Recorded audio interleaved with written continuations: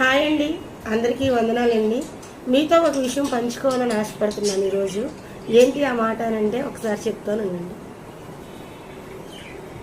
ఇది పచ్చని చెట్టు, ఎంతగానో చక్కగా అందంగా పచ్చగా నిగాయింపుగా ఉంది.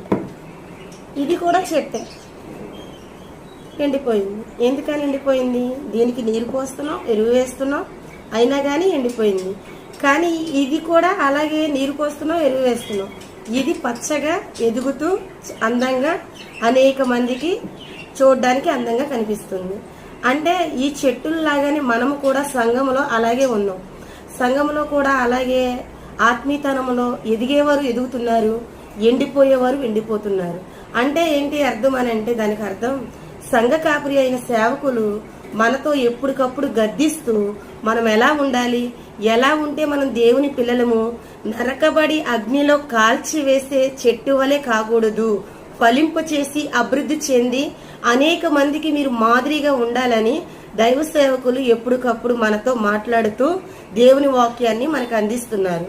మనం ఎలా ఉంటున్నాం ఒకసారి మనం తెలుసుకోవాలి. తెలుసుకుని నరకబడి అగ్నిలో కాల్చబడే దానిలాగా ఉంటే ప్రియ చెల్లి అక్క, వెంటనే నిన్ను నరికి అగ్నిలో పడేస్తారు.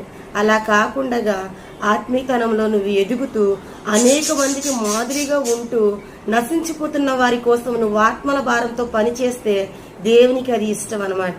నీవు ఈ మాట తెలుసుకొని ప్రతిరోజు నువ్వు ప్రార్థనలో నేను వెనకబడిపోయే ఆత్మీయ జీవితంలా కాకుండా ముందుకు పరిగెట్టేవారిలాగా ఉండాలి, ఫలించి అభివృద్ధి చెంది ఫలములు ఇచ్చే చెట్టు వలె నేను ఉండాలని ఆశపడుతున్నానని దేవుని దగ్గర మొరపెట్టుకో.